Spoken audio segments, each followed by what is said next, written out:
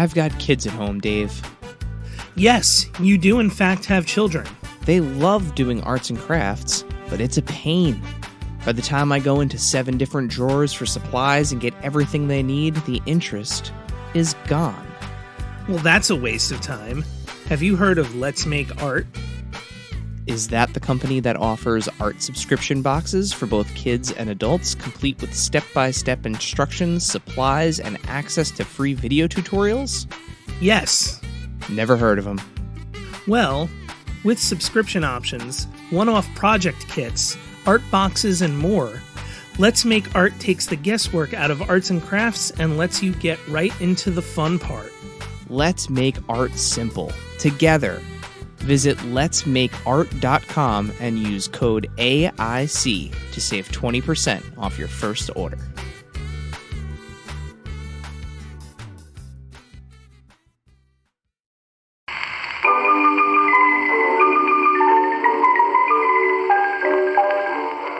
Hiya, moms and dads. Adventures in Collecting is about toys, but it might not be for your children, especially if you don't like words like f*** or sh** or a**hole. Are you ready, kids? Get your parents' permission, check your mailbox, and grab your shopping cart. It's time for the Adventures in Collecting podcast. I'm Erik. And I'm Dave. Welcome to Adventures in Collecting, where we talk toy news, culture, and hauls. Along with our journeys as collectors. Hello, everybody, and welcome back to Adventures in Collecting. Hi. Dave, we're back. Yeah, we are. It's been a couple weeks. Yes, it has. Yeah, we're starting to get back into like a normal groove where it's like full length episode, news, full length episode.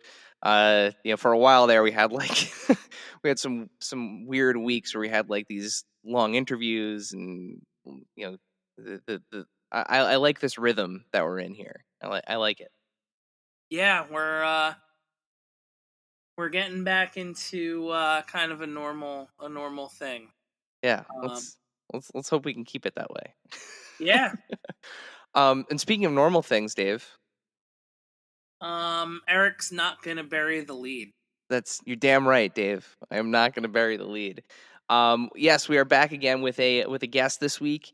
Our guest today has long been an esteemed member of the toy community, going back to his start at Play Along Toys back in 2003.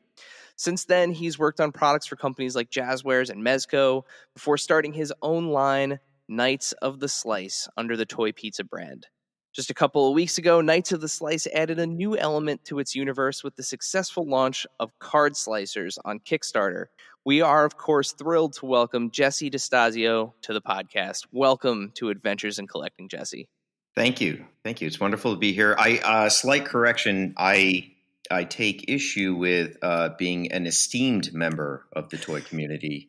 I've always seen myself as a maverick and an outlier. So no, thank you with the esteem. Miss me with that. So notorious? Yeah, that's a little better. Sure. All right. Well, that's punchier. There we go. We like that. Well, welcome to Adventures in Collecting. We're super excited to chat about what you have going on. But before we kind of get into your story and everything that you're working on, the first question we ask all of our guests, as this is a show about collecting, what are you currently collecting? Not much. I really am having a crisis of collecting.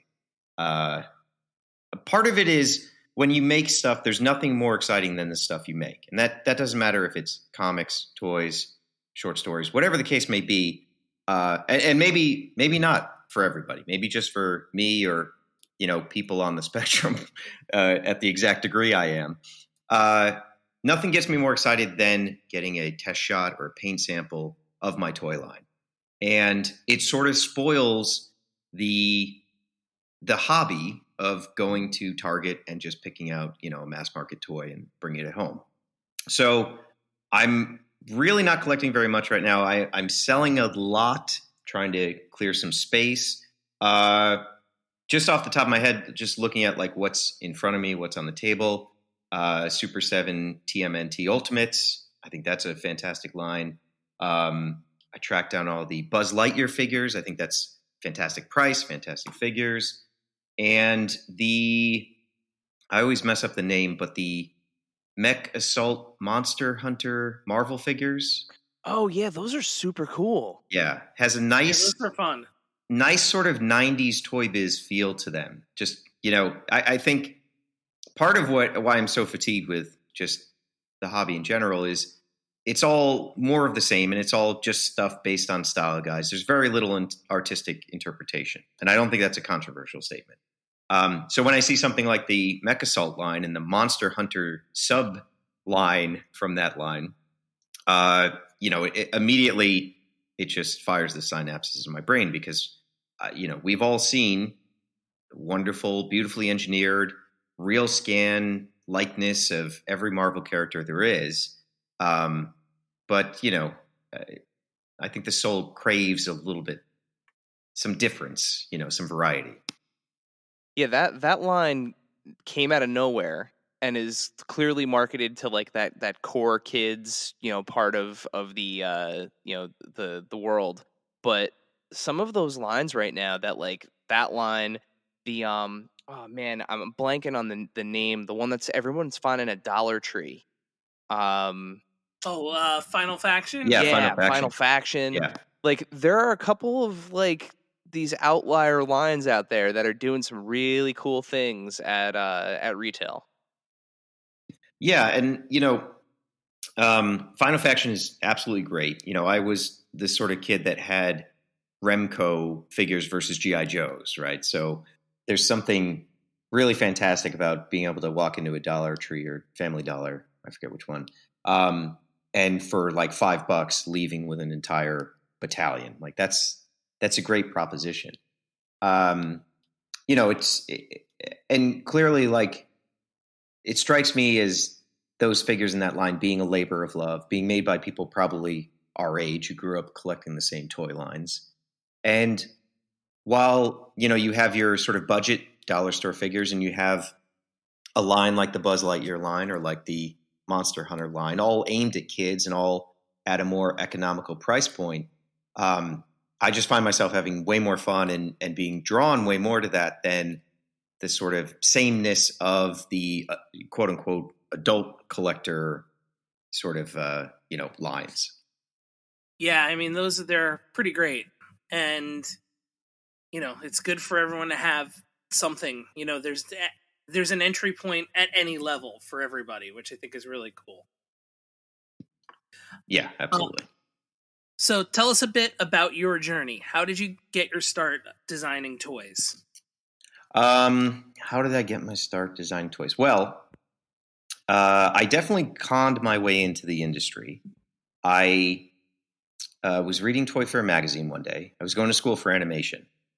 And in the Toy Fair magazine, there was an ad for Armies of Middle-earth, this 3-inch, maybe 2-inch toy soldier line based on Lord of the Rings. And I saw in the corner of the ad, there was an address that was a couple towns over from me in Florida.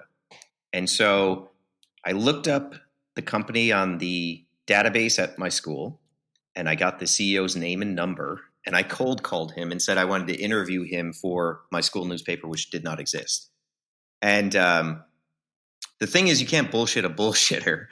And the CEO, he was great. He was very friendly. He let me ask all these questions, and then he's like, okay, what's the real deal? Would you like to work here? Would you like an internship? Like, is that something you're interested in? And I'm like, yeah, great. Absolutely. This was an entire facade. So it all started there. I just, I worked for free. I bartended till about 3 or 4 in the morning. I got 1 or 2 hours of sleep, drove an hour down to school. Drove an hour to play along, worked for, I think, 3 or 4 hours, left at noontime, and then went and did double classes at night. And it was a lot of really unfun work. It was a lot of Care Bear package comp manufacturing. But every now and then I get to work on something from Lord of the Rings. I got to see it, like all the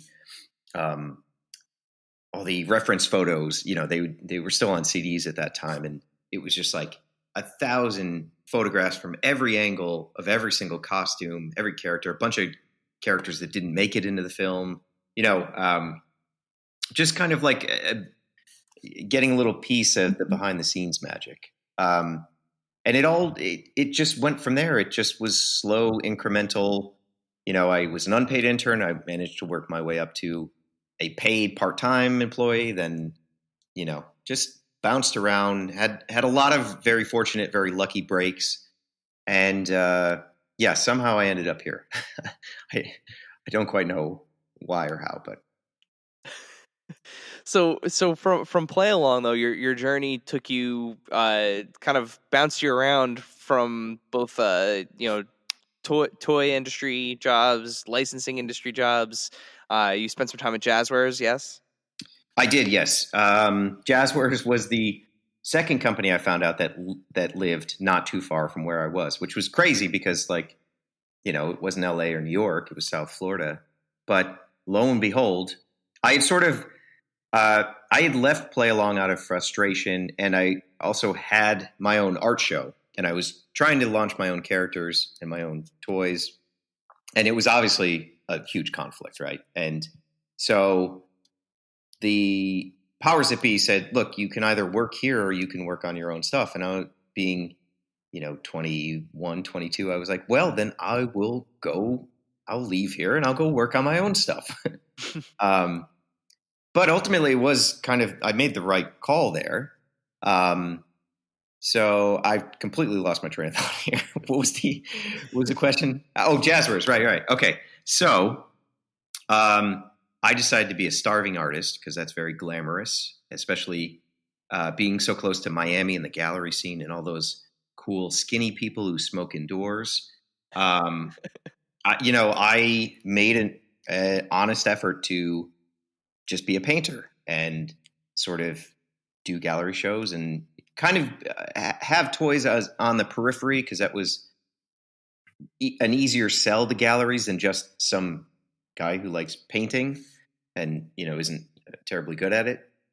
But as you kind of learn, like being a starving artist means you starve and you're not eating and you can't afford rent and you can't fix your car. So on the eve of my show opening, I got a call from the CEO of Jazwares. I had sent a resume. I reached out through a couple different channels, and he invited me to the office. And okay, quick sidebar here. Sorry to derail everything. If you guys watch Arrested Development at all, are you familiar with that show? Yes. Yeah. Okay, so when Michael gives Job all these tips and he goes into the boardroom at a real estate company and he literally fires off all of his ammunition in a second, right? Yeah. All this year's worth of work that Michael put together. Job just goes in and he's like, do this, this, and this. That was me walking in Jazwares. I literally just had a list and I said, here's what you should be doing. Here's the license you should go for here. Like no self-preservation, no idea of how to monetize that. No, I just was a complete babe in the woods. And I just walked in and basically handed them, some good intel, some probably, just fanboyish stuff. But they could have just taken that stuff and ran with it. But they offered me a job and they didn't have any action figure people. And they were having a lot of traction with Mega Man. And it wasn't a brand that they understood or anyone in-house really knew or was particularly animated by. And so I got a relatively senior position with really only one sort of, legit industry credit under my belt. And, I happened to flourish in that position. Like every sort of bullet point career-wise up until a few years ago was me faking it until I made it. And you could still kind of coast by in that. This is like kind of pre 9/11, like, before many of our sort of global meltdowns. But you could get away with it, if you had charisma and you had a college degree, like there wasn't a lot of scrutiny, probably just because, I'm a white male with a full head of hair. I would like to acknowledge that. But Jazwares sort of gave me the keys of the kingdom. Nobody else wanted to do the work for action figure stuff, or just weren't really like nerds. They weren't going to Target on their toy break to look for Marvel Legends and stuff like that, on their lunch break rather. Toy break, lunch break, it's all the same. I mean, to me, yeah, exactly. And it was just like right place, right time. I understood intrinsically Mega Man. It was like my favorite game. I used to, when I was a kid, I made clay Mega Man figures. Like, I was obsessed with it. Absolutely. So it was sort of like they lucked into this person that had the expertise that they sort of needed. Now, speaking of video game properties, when I was kind of looking back at the doing my research, before having you on, you worked on another video game title while you were at Jazwares, and I think this is actually a criminally underrated line, especially seeing as how many people have taken a swing at this IP. But the Mortal Kombat Deceptions line. How did that come up, and what was it like getting to work on some of those super iconic characters? I loved it. Midway was still Midway at that point. They hadn't been absorbed by Warner Brothers, so I would go out to Chicago and sit with the team. They were sort of rightfully antagonistic towards toys and merchandise. I think that's actually like the right position as a creative you should kind of take to this stuff. And in fairness, the first series of Mortal Kombat that we did was not good. They were customs that were just thrown together for a toy fair display, and then somebody in the company sent them over and had them tooled, and it was, not the finest footing. But once we got away from that, we started to use sculptors. It was very early in the sort of digital realm, so there wasn't a ton you could kind of do with 3D files, but we had access to them. We had better reference. And, I look at like, we did a 2-pack for Shaolin monks that was Liu Kang and not Shao Kahn. Kung Lao. Kung Lao, thank you. And those were like a big radical departure, a real huge step up in terms of toy making and articulation. And we weren't competing with Marvel Legends, which was huge at the time, but it was like a good proposition for the price it was. We were sort of in, somewhere in the realm of what Final Faction is doing, or what like the Spin Masters Batman line is, right? Like the Spin Masters Batman line, I love it to death. I think it's a great line. It's not trying to be McFarlane, right? It's very clearly delineated. Yeah. It's a value proposition. So we were always the value proposition. But, I think we managed to really grow by leaps and bounds and make better figures. They weren't the top end. They weren't, better than Marvel Legends at the time or something you would buy in Japan. But for the proposition, I still stand by a lot of that product. I still think it's really great. And if you look at Jazwares today, complete transformation, where they are making some of the best toys out there, especially in the 3 3/4 inch scale. I mean, their Fortnite line is incredible, and it's never ending. And it's, I guess it will end at some point. And there's other people obviously making figures now, but it's day and night, just their process and the product that they're making. It's great. I commend them for really taking a big glow up, as the teens say. Yeah, but to that point, they're still, in some aspects, like their Pokemon figures, for instance, like it ranges from something they do have those kind of value proposition figures that are like sub $10 price point figures, where you can walk into a store, grab 6 figures, and leave with a mini collection, and be out of there really under $50. Whereas you can also get a $20 6-inch or 7-inch scale wrestling figure, Halo figure. So it really is interesting, kind of that the dichotomy between the two of those kind of approaches. Or even like the little Fortnite ones. Yeah, I mean, Dave and I we love the micro Fortnite line. Yeah, those little mini guys, those are great for sure. So in 2018, you launched Knights of the Slice. What inspired you to make your own toy line?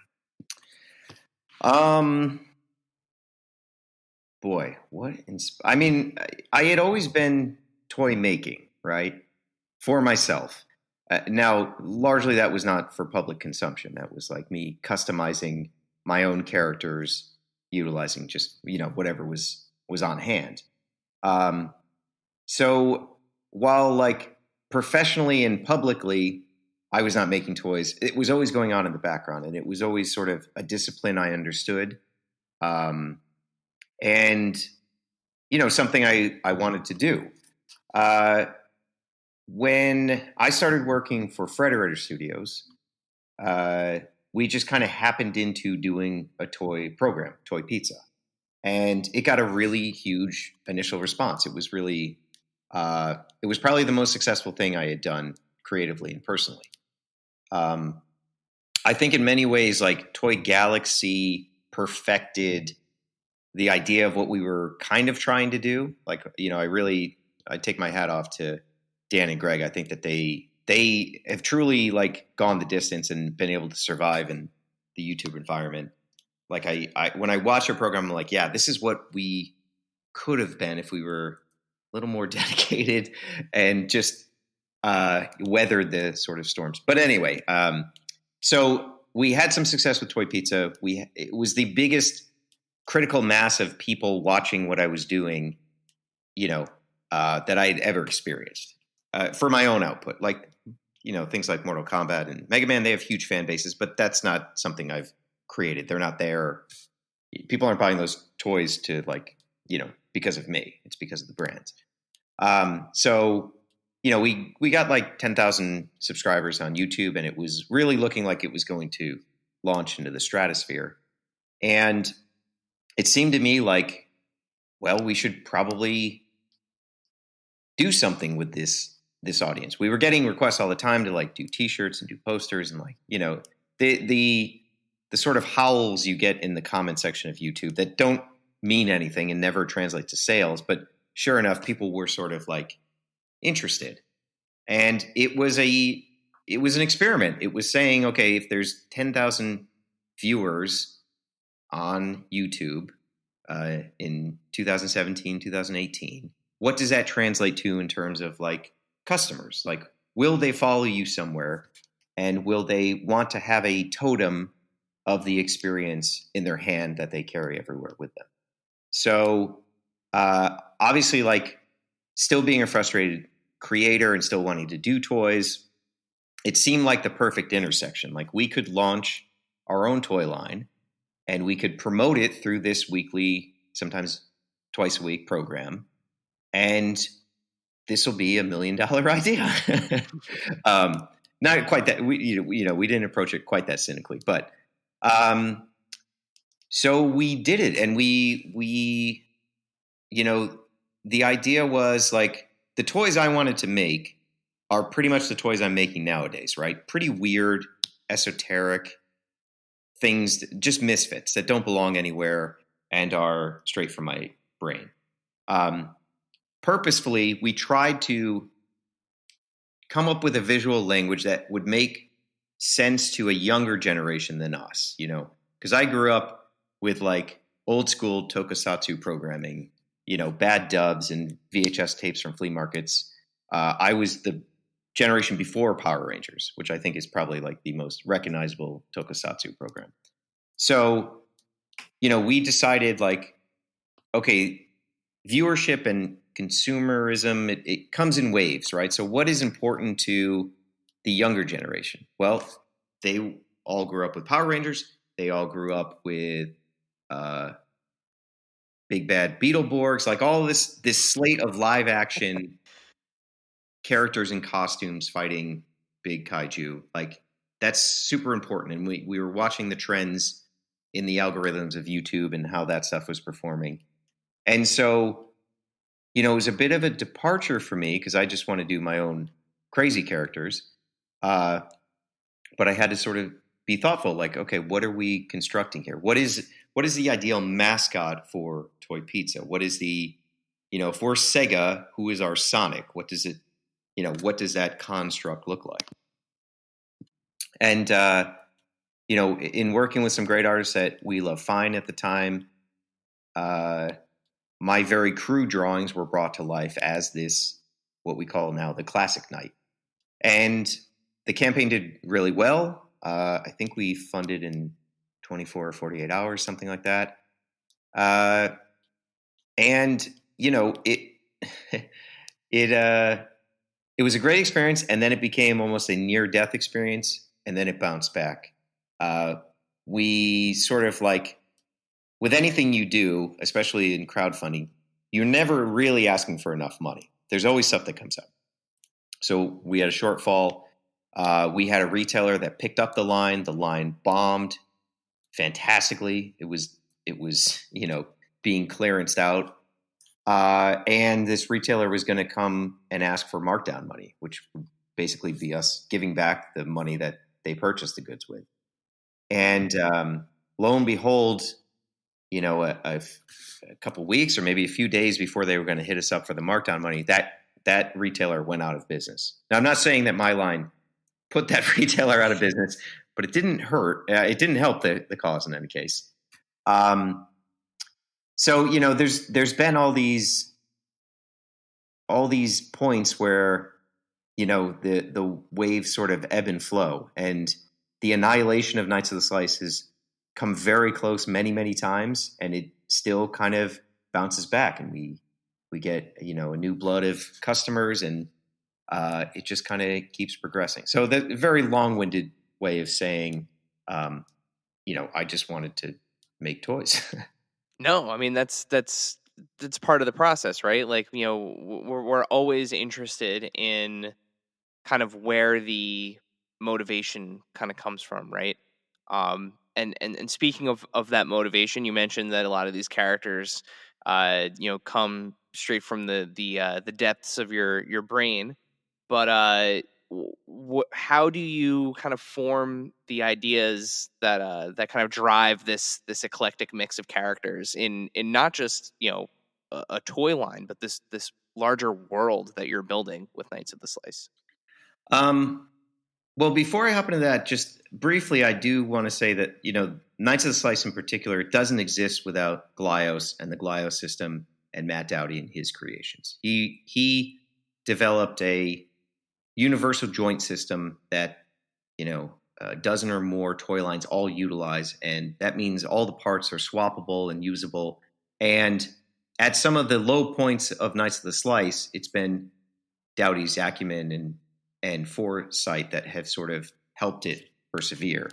And, there was a juncture point where Knights of Slice was not going to be a Glios line. We launched without that being a definite thing. And really, the line was initially saved and saved many times since through that. So I just, I think that's important to acknowledge. And now you can remind me of the question, because I do not remember. Well, actually, but before we get into that question, for those that may be unfamiliar with what the Glio system is, you kind of alluded to it being an interchangeable joint system, but maybe can you give us a little bit more information about it for those that may not know? Absolutely. I think probably the best touchstone is to just go to Onell Design and check out what's on that site. But Glios, this system, the peg and hole methodology of these toys, this is all because of one guy just tinkering in his garage, Matt Dowdy. He's a mad genius. And, through sheer force of will, he brought his creations into the world, by going to China, by meeting factories. He could have been swindled. He could have been, any number of fates could have befallen him, but he persevered. And so, I'm standing where I am because he did all that legwork, and he figured out the factory. He figured out the system. It's all, I'm sort of playing in his sandbox. So, I think it's a huge, crucial piece of the story. And, Knights of the Slice or some toy line of mine would probably exist if, Dowdy was never born, but it would not be what it is, and it wouldn't be as good as it is. So, I would encourage people, go to Onel Design, pick up a couple things in the store. There's links there to all the other creators. I wouldn't be surprised if there's been probably like 20 different toy lines that have utilized the Glio system. So it's, in some regards, it's kind of like the best kept secret of toy collecting because it's so indie, it's so small batch. But once you kind of dip your toe into this world and you start seeing, oh, this is a buffet. I can have some Omnivores from this company, and I can get my Mighty Maniacs over here. Like it's a wonderful rabbit hole to go down. And the best part is you're supporting all independent creators, just people like me, pissing away their life savings to make action figures independently. Well, thank you for clearing that up because anything to kind of foster more of the world of kit bashing and creation is we're all for that. Yeah, I mean, if like I'm more of a kit basher than a customizer. I always have been, especially going back to Frankensteining GI Joes. Like we all had a shoebox full of Joes and pieces that we were never going to put back together again. So the ability to just sort of pop off and pop on different parts without having to paint or sand or prime, like that's my sweet spot. That's what really speaks to me. So to be able to do that across a dozen different toy lines, and I mean, I have in my own toy line, I have 14 different styles of figures. So it's sort of like, it's all the fun parts of customization without any of the hard stuff, And now, a word from our sponsors. Progressive presents Married to Your Home. I'm disgusting. Oh, House, don't say that. You could live someplace so much better than me. That's not true. Oh, yeah? Look at these uneven stairs. Gross. House, you know I don't care. Ugh, and the squeaky door hinge. Well, I think it's cute. No matter how much you already love your house, you'll love it more knowing you could save big bundling your home and auto with Progressive. Coverage from Progressive Casualty Insurance Company affiliates and third-party insurers. Bundle discount not available in all states or situations.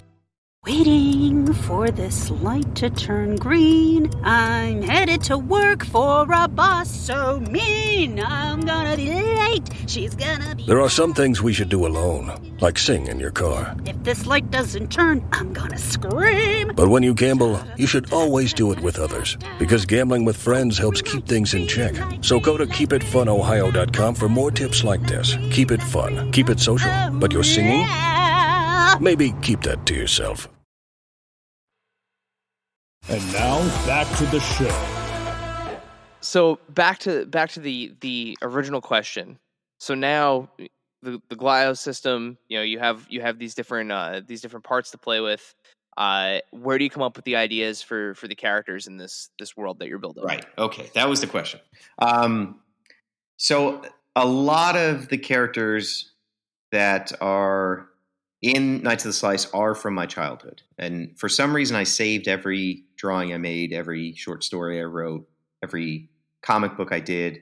I even have like some very, very early pixel art comics made on a Macintosh computer, just a green and white screen.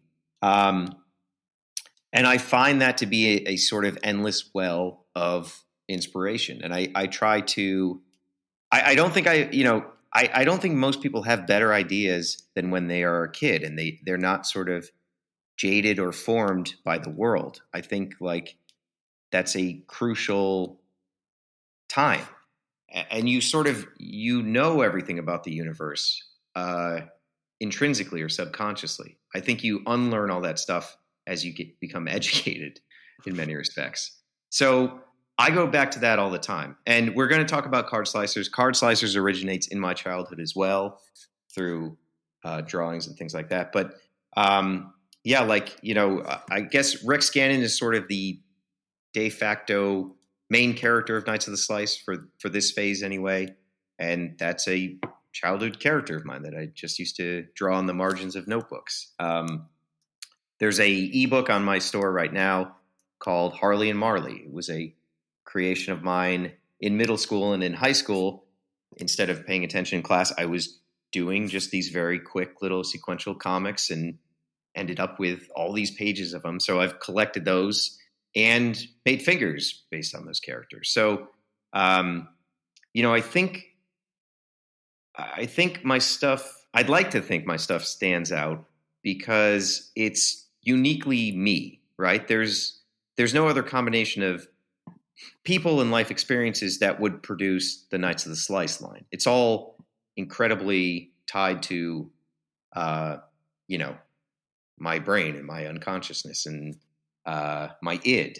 So I think hopefully that just will give you something that doesn't look like anything else, or you don't experience in the same way you experience, just picking up whatever the Disney Plus Marvel series 6-inch figure of the week is. Like, I think this is a sort of direct line to my brain and is formed by everything that I've gone through in my life and all the inspiration I take. And hopefully that puts you as a customer, as a collector, in a bit of a different headspace. It's just, hopefully it's cultivating a different kind of vibe. Well, we talked about this when we had Ricky from the Plunderlings team on, where it's interesting because, there's really two types of toy lines out there. There are toy lines that are, new ideas, and then there are toy lines that are, for the lack of a better term, and this is no knock to them because I'm surrounded by toys that are cashing in on nostalgia, but they're cashing in on nostalgia. Or a license or something. Yeah. Sure. And there's something that's interesting, and I draw as different as the Plunderlings and the Knights of the Slice are. There's something to me that's wholly kind of similar about them, where it is more than just a toy line. There's a story, there's a world, there's a universe that's being built. It's an original idea, but there is something that's like, I can't put my finger on it. It's on the tip of my tongue, familiar about them too at the same time.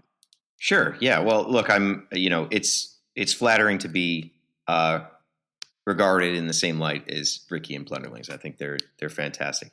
Part of what you're probably experiencing but can't articulate is the creator to consumer connection, which is a phrase I just made up, but I'm going to trademark. I think that's pretty good. I think that culture at large is consuming these gigantic group projects, and from a corporate slant, really. Like, every film that's streaming is a production of an army of people. There's very few sole creator voices in our society at all, right? Everything's a big production. Everything's a big process. So when you see something like Plunderlings, or you see Knights of the Slice, or you visit one of our booths at a New York Comic-Con or wherever, it's a bit different of an experience than just going to Target and picking up the Batman figure that's just been stocked on store shelves. There's a little bit of mojo there.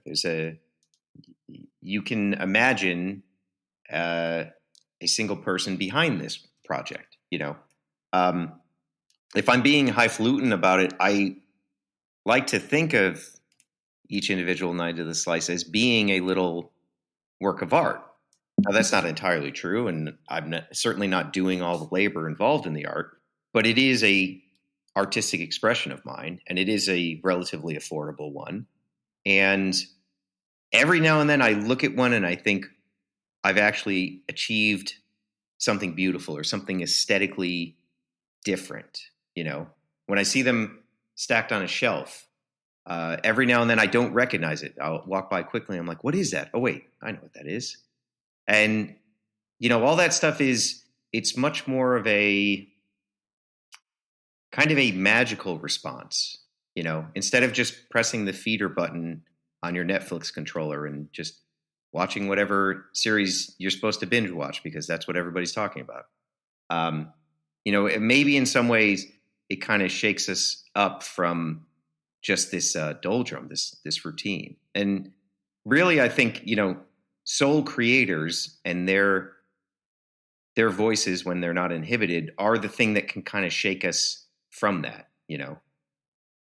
Yeah, that sounds good. So you talk about, the process and kind of, that art making process. You've been a part of the entire process along the way, for whether it goes for licenses, design, and placement at retail. How does all of that help inform the decisions you make with Knights of the Slice? I would say it makes me treat all the things you listed as antagonistic forces towards Knights of the Slice. And let me explain. So I have, I try to be friendly with as many independent toy makers as I can. And historically, there's been quite a few that really hit something good. They had a great design. They had a great line. And inevitably what happens is they hear the siren call of Hollywood, right? For adaptation, for animated series, for live action movie. And all that stuff is very flattering. But your full-time job becomes chasing those opportunities, not making toys and not pushing your art forward. So having worked in the world of licensing, having understood how film distribution works, having been in 1,000 pitch meetings, having read hundreds and hundreds of scripts, like all of that is, I don't want to say forbidden for Knights of the Slice, but I look at all that stuff as being directly antagonistic to what I'm trying to do, to where I'm putting my life force. Now, look, maybe one day I'll become a sellout and there'll be a live action Knights of the Slice film in 3D IMAX, and I'll retire to some third world country. But for the time being, all those opportunities to me are just a distraction at best, and at worst, they are what could be the death of what I'm building. So, I've been lucky enough to operate in those systems within Hollywood and within licensing, and I understand how to generate revenue for IP holders and things like that, all the nuts and bolts of the bigger entertainment world. But if it's taught me anything, it's to stay the hell away from it. And the same goes for retail. I don't want Knights of the Slice in retail. I don't want it in Target. I don't want it in Walmart. If they came knocking, would I do it? Sure, absolutely. I will secure that back. But for the time being, I know how destructive those things can be if you're building something slowly and cultivating it. I think that part of the American dream is you get a film franchise and you get your ideas in Walmart and Target and you're set. And that's sort of the be all end all goal, the scalability of your idea. But for me, I see all those things as being the antithesis of being able to do my art and, construct the world that I'm building. And I'm sure too, to a certain extent, right? It boils down to control as well. I mean, this is something that you've, it goes beyond the term ideation. I mean, this is something that, you've said already that's, inherently part of your brain and, part of who you are. And I would imagine, that, once you start to bring these other parties in, you start to kind of lose a little bit of that line and, get a little bit further away from it than you would be, in your current situation. Yeah. I mean, I've seen that on the licensing side of things, right? I've seen creators lose complete control of their IP. I've seen creators freely sell their control of an IP and cash in. And I've seen creators think they have a different deal than they do, and they get left out in the dark inevitably. I've seen it all. I've seen creators who have exploited their rights, and it has been for the better. Peter Chung, the creator of Aeon Flux, is on Patreon. I really recommend people follow his Patreon. It's really fantastic. He shows a ton of great stuff. He also did a lot of work on very early Transformers and Transformers the movie. He said, he was asked about selling your rights to something or doing work for hire. And he said, MTV owns Aeon Flux. And maybe I don't feel great about that now, but I never would have gotten the chance to make the series, and I never would have gotten my name out there, and I wouldn't be where I am now. So I don't want to say that like you should never exploit your rights or you should never cash in. You should never better your life through your work. But I do think it's a calculus, you know, and ultimately, once you do that deal, the reins are out of your hands. You know, there's very few sort of deals across the entire spectrum of entertainment where the creator, a first-time creator specifically, can retain any rights and have any kind of a decent production. It's just not, you know, that's not the way the scales tip. So speaking of expanding, you know, the world that you're in, you mentioned it before, but you know, from action figures now to tabletop gaming. So tell us a little bit about your latest venture, Card Slicers. Card Slicers. Well, you know, this does sort of play into the idea of the child mind and creativity, because when I was a kid, I wasn't allowed to play Dungeons and Dragons. So I designed what I thought was Dungeons and Dragons. Like I tried to reverse engineer it like a UFO crash or something. And I found recently my old handwritten notes, and it was not good. It was not like, there's no game meta there. It's like I just didn't know what I didn't know. And but certain aspects of it were actually quite clever and endured. And in playtesting it as an adult, I was like, wait, actually, this is pretty clever. Like the untrained mind really can come up with things that, you know, somebody who rigidly studies a discipline will never discover. You know, I'm going through this with music and music creation. I don't know how to play music, never had a lesson, but I've spent the pandemic teaching myself tricks and shortcuts to construct a song despite not knowing anything. And there is something about the, you know, the naked, dumb mind that you can kind of create something that endures if you take it under an expert lens, you know. Because now I'm an adult. I've played lots of Dungeons and Dragons, lots of card games, lots of RPGs, and the basic mechanic I came up with for Card Slicers, you know, some 30 years ago, it holds up. It still works. I play tested it last night with some new people. It's still there. Like there's magic there. So, you know, I decided to put this together, to kind of go out there as a uneducated game maker and as a first-time game maker, and just bad pun, but roll the dice.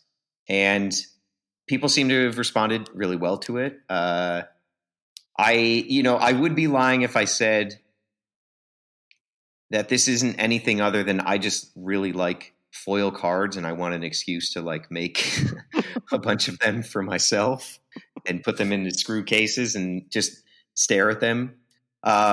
This is kind of like just literally I wanted an excuse to run stuff like that, you know, like pandemic wise, I went through a big card phase and the 90s Marvel cards were taking off. They were doing crazy business with grading and things like that. And I never cashed out, but I did start to go through my old binders of cards. And I was like, there is something, this is treasure. Like there is something intrinsically very appealing and very precious to this Wolverine hologram that's been sitting in a Ultra Pro case for, 30 years. It still shimmers. It still has its vibrance to it. And I just wanted to sort of recreate that feeling with Card Slicers. And, as far as I'm concerned, I think it's done that. Now, did this game originally, going back to when you came up with it, like you said, 30 years ago or so, was this originally, did it involve the characters that kind of are in Knights of the Slice now, like those characters that have kind of stayed with you, or was this a totally separate idea that has now been married to that? This kind of predated a lot of the characters that have been regurgitated, for contemporary times. Largely like card slicers back then. I think I called it like dice combat or something completely generic and untrademarkable. It largely was a sort of blatant ripoff of the imagery I was seeing of Dungeons and Dragons. So, things like Dragonlance book covers and things, just like your standard, completely pedestrian, run-of-the-mill tropes that you would expect to find. A dwarf with a horned helmet, a lot of like Golden Axe ripoffs too. So no flavor or nothing remarkable in terms of aesthetics or characters or things like that. There was also, I found a page where I had attempted to utilize Star Wars with this game engine to because I also wasn't allowed to play the Star Wars RPG. So I just I was obsessed with Wedge Antilles. I don't know why. I guess because he had no real story within the movies, so he seemed like a blank canvas. So he was like a character, and there's, what limited sort of pre-internet knowledge there was of all the different alien races and stuff like that. It was all, there was a module, I guess, I built around that as well. Not licensed from Lucasfilm, so. I think you're the first. I mean, we've had many creators on that have, professed their love for the toyetic nature of Boba Fett, but I think you're. No, I would say, Dave, can we confirm that the first that has? Yeah, lots of respect, much respect for the love of Wedge, but yeah, you're definitely the first. Nothing wrong with that. Absolutely, no, nothing wrong not with at all.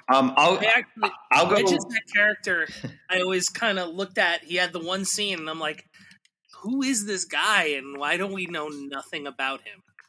I'm going to go even a layer deeper, because as much as I loved Wedge Antilles and creating stories about him, I'm trying frantically to look up the name, which I'm going to butcher. But Oren Mako, who was Pruneface in Return of the Jedi, he had a split second of screen time. I had the action figure. I was obsessed with him. And I remember I did not have America Online, and I was on the phone with my mother, and I was asking her to look at this AOL message group and recite to me everything they were like. Very early in AOL, people started to compile Star Wars. There was a big Star Wars message board. And so there was an alien races message board category. And I would have her read over the phone what she was reading on the screen. And I was writing it down. Okay, Oren Mako, he's a spy, and he's nicknamed Pruneface. And so he had a big, expansive sort of involvement in this as well. And still a character to this day I don't think gets his due. I'm ready for the spin-off series. He is bound to show up somewhere outside of the war room in Return of the Jedi for 30 seconds. Not even 30 seconds, for 3 seconds. I think there's two of them also. Who knows who this other Pruneface guy is? He's hanging out somewhere with Yaddle, the other one. Justice for Yaddle. Justice for Yaddle. So crowdfunding continues to be a successful path for makers and artists. Why did you decide to go that route for card slicers? Well, it's interesting. We have done several private crowdfunding just through our e-commerce without using an outside platform. And we've done them successfully, thankfully. So there's definitely a calculus that has to happen if I'm going to use a third party. Originally, we did private crowdfunding just through our audience because Kickstarter was their workers were unionizing, and Kickstarter was resisting the unionization efforts. And I grew up in a union household, so I pulled my Action Figure of the Month campaign. I didn't pull it, but I didn't launch it. It had approval, and I could have launched. And essentially, I said, no, that's not a good situation. I don't want to be a part of that. So since then, they have recognized the union. Lo and behold, Kickstarter is not burned to the ground. They seem to be doing really well. And so when it comes to something like card slicers, which is outside of our core competency, I mean, we make 4-inch action figures. And whenever we do anything even remotely outside of that category, it does a fraction of the business. So to me, it seemed like, well, cards and card gaming is hugely popular on Kickstarter. If it's not their biggest category, I'm sure it's on the short list. There's an enormous audience there. The sheer amount of backers and even a mediocre card campaign dwarfs anything going on toy related. This seems like the right kind of project that can get additional eyeballs and sort of tap into a new audience that's not already built in for us. It was a lot of calculation, and look, they take a hefty fee out of what you earn. So there's definitely a downside to it. I would also say, just looking back at previous campaigns, I think we're a little light on the usual sort of organic discovery that you benefit from on Kickstarter. I chalk that up to probably there's thousands of more campaigns than, when we did our initial campaigns. But at the end of the day, it is a fully funded campaign. It continues to sort of earn above and beyond that funding line. I think we'll close at, probably double of the ask. And we have definitely sort of taken in new customers. I've seen people discover us on Kickstarter, purchase something from the store, become a patron, which is always like the high tier of, customers and what you sort of would like to see everyone ascend to. So there's ultimately quite a benefit. If you have the fan base and you can kind of quietly fundraise by yourself, there's great advantage to that. But I'm not too proud to say, like, cards, not our expertise. It's something we need to lean on a bigger community for. We need to activate, new eyeballs in order to be successful. And, touch wood, it's happening. With that, it's time for us to head into our Q&A section. This segment is brought to you by our friends at Chubsy Wubsy Toys. A traditional mom-and-pop toy store in Little Falls, New Jersey, Chubsy Wubsy Toys brings you the best new toys from the brands you love without the hassle of pounding the pavement searching for them at larger retail stores. Visit them in person at 106 Main Street in Little Falls, New Jersey, or online at chubsywubsy.com. That's CHUBZYWUBZZY.com. And tell them Adventures in Collecting sent you. So this part of the show, we ask you questions that were submitted by our followers.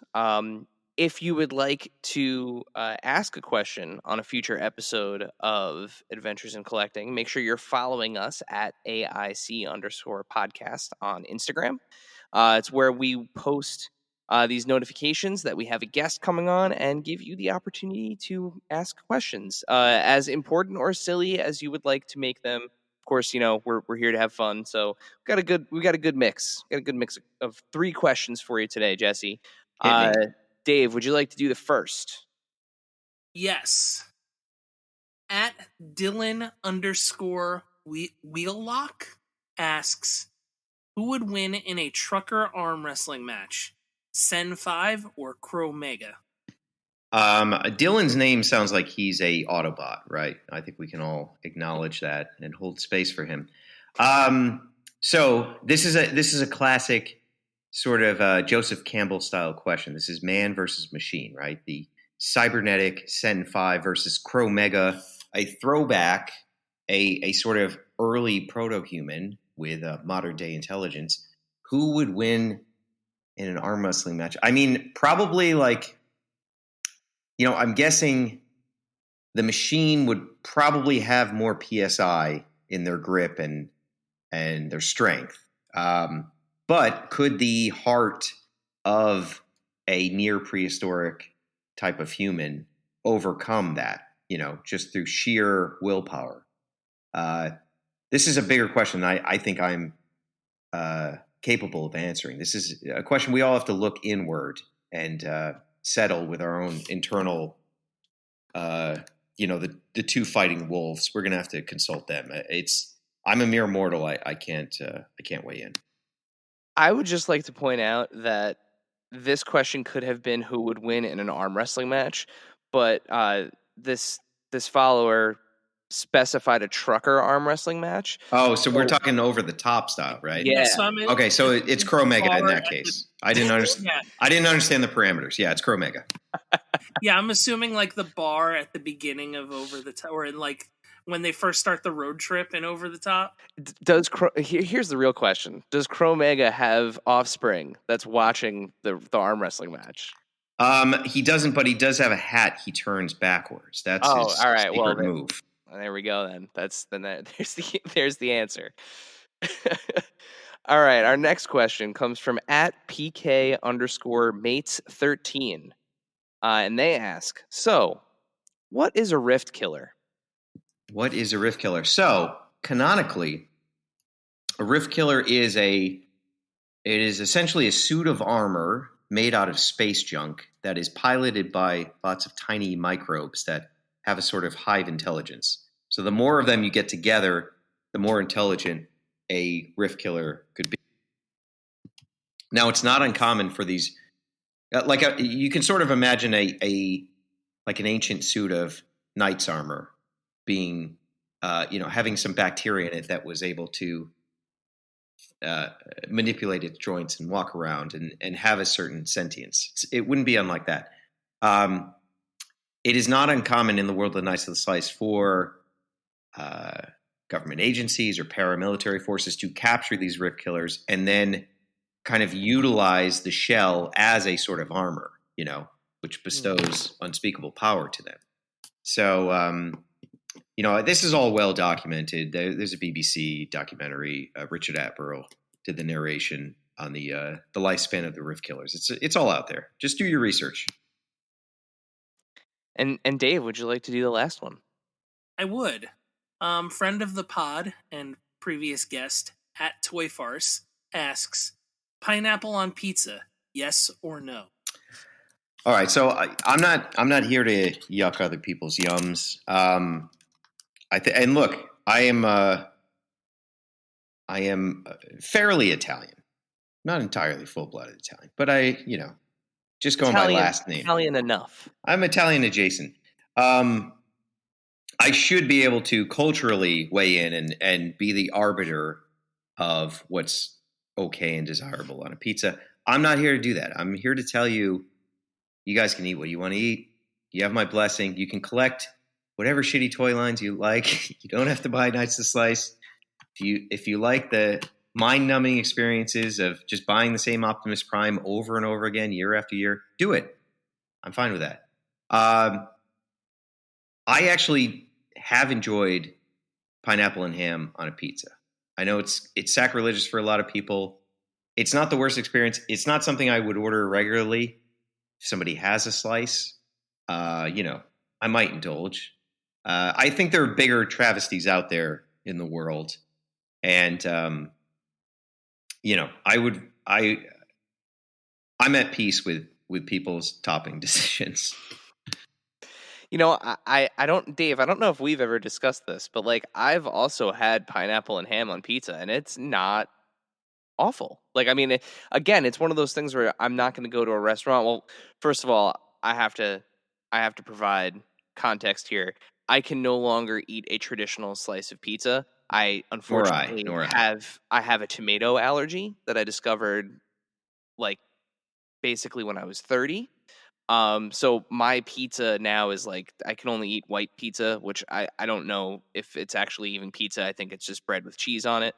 But when I could, it's fine bread with cheese.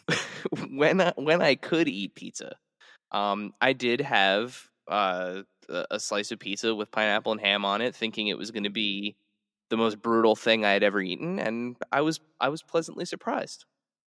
It's not terrible. I mean, it's one of those things.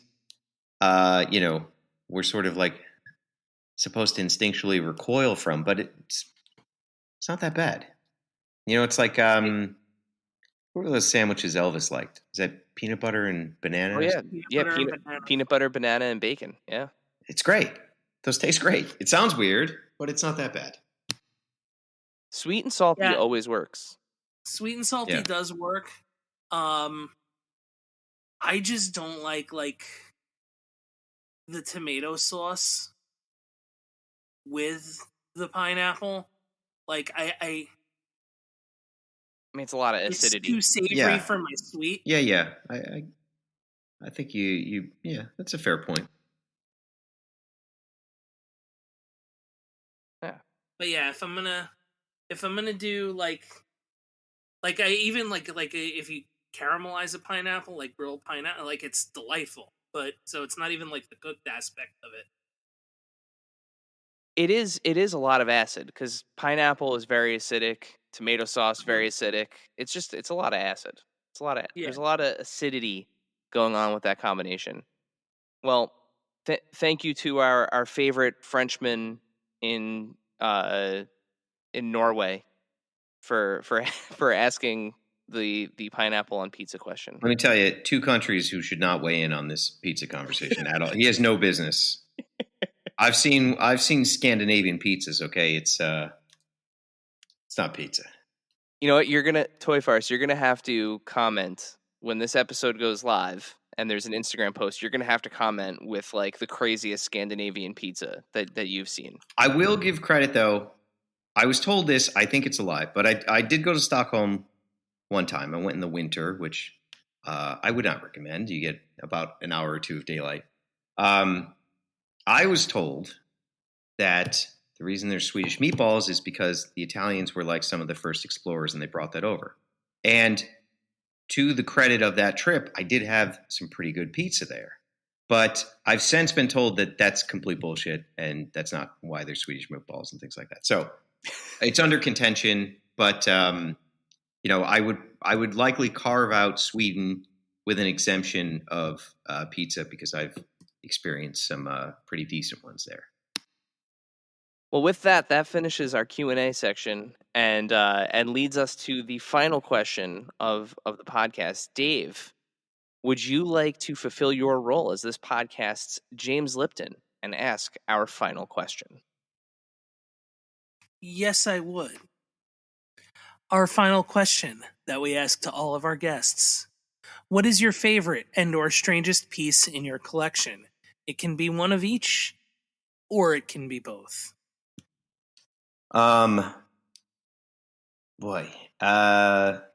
Strangest piece. The one that pops out a lot for me that we did a Toy Pizza episode on is Médecins Sans Frontières, the Doctors Without Borders.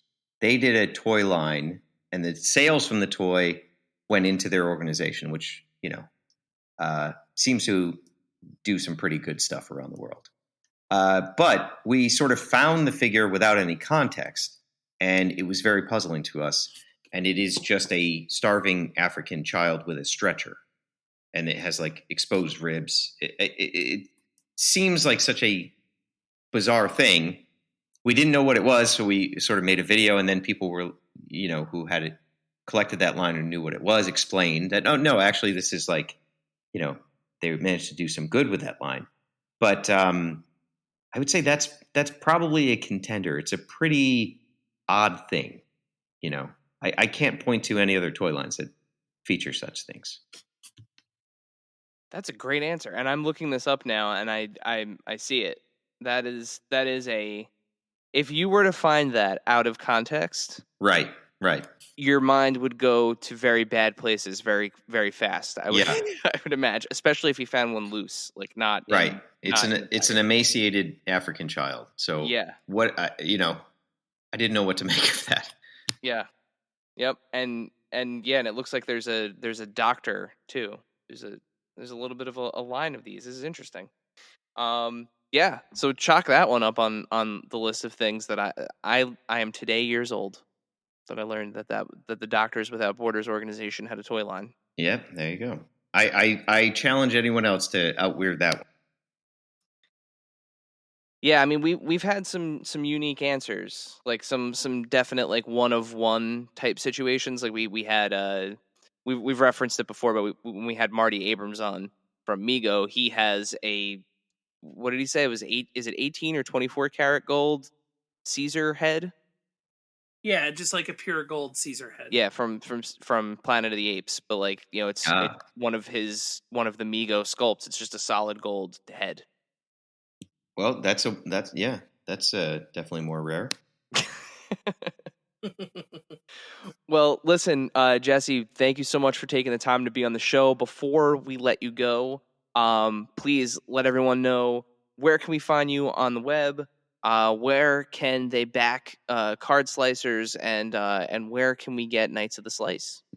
Okay, so this will begin our lengthy plug section. So, Card Slicers, currently on Kickstarter. As of the recording of this, I think there's 10 days left, so we're just about to enter the final week. Just look up Card Slicers on Kickstarter. Plenty of different options for tiers you want to back. There is one tier where you get a action figure and a card of that action figure, so that one's obviously in high demand. So check that out.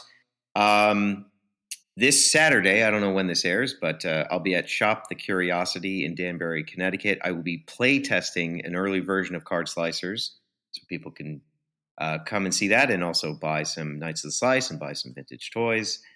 Patreon.com/Jesse DeStasio. That is the hub. This is the world's best toy community. It's completely closed off behind a paywall, and that's why it's so good. I love the Patreon experience. I post a ton of behind-the-scenes stuff. You also get free action figures if you sign up for the higher tiers. You can enter into the action figure, the Millennia Club. Every 2 months, you get a 2-pack of unique figures. Also, a great place to, like, if you're a creative person, share your artwork, share your comic books, find collaborators, get feedback on the projects you're working on. It's truly like a well-groomed, well-behaved, positive force on the internet, which is very rare these days. So I greatly prize our Patreon space and the patrons who back it. Twitch.tv/Knights of the Slice. Once a week we do live streams. Usually it's to coincide with a store drop. This is where you will see me experimenting with music in ways that some would find unseemly or unpleasant. But I don't know of a lot of other toy brands that are offering so much free entertainment. So check out Twitch and watch our madness-inducing live streams. That can be a lot of fun. And then, of course, toypizza.com or knightsoftheslice.com. It'll take you to the same place. There are, at any given time, a dozen different figures in stock, multiple different styles. Usually everything's $30 or less. And there's a lot of ebooks and comic books and stuff, a lot of background material that you can read also. So, if you are confined to a couch due to a back injury, this is I have so many things you can do on the computer to bring the Toy Pizza and Knights of the Slice experience right to your laptop. So there's no reason to ever heal up. You don't have to leave the house. You can stay right where you are. You can never move. Just sip on your slurry juice and hit the buy button. And that's all the life you need. I will keep shoveling all of this content down your throat, whether you want it or not. Toy Pizza Con, IRL, in real life. First time we're able to get back together in 3 years. This is happening July 16th at Happy Valley Barcade in Beacon. This is a bar arcade with vintage games. Perfect setting. It's going to be me. It's going to be the Glios group. We have some special guests. Plunderlings are going to be there, our good friends. It's just going to be people selling toys, trading toys, playing Card Slicers, spinning the Wheel of Nights, playing vintage arcade games, eating pizza. Hopefully not spreading COVID. We'll see. But yes, July 16th, Beacon, New York. That is the big one. I should have led with that. So I believe that's everywhere you could find me. At Toy Pizza on Instagram, et cetera, et cetera. So if you are listening to this podcast and you just fell down a large flight of hard stairs, just lay there at the bottom. That's right. Take your phone and visit toypizza.com. Start your journey. Yep. And know that Médecins Sans Frontières are on the way.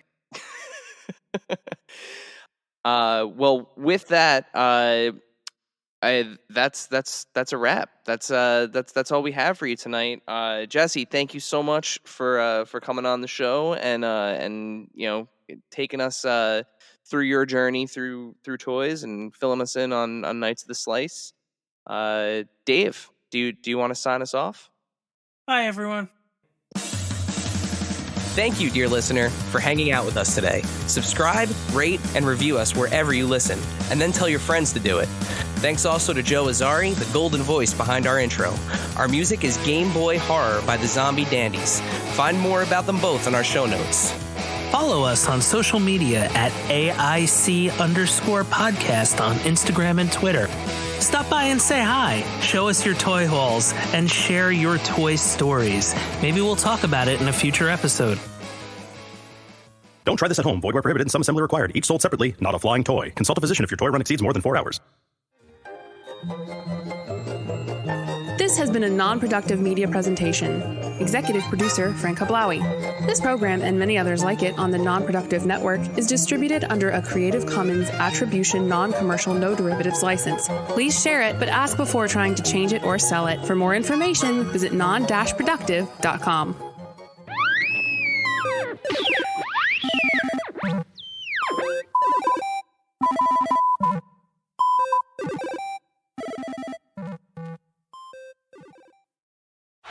Hi, I'm Flo from Progressive. If you love the sports like me, you get annoyed with your team or player. So Progressive's going to help take your mind off your team or that player for a moment.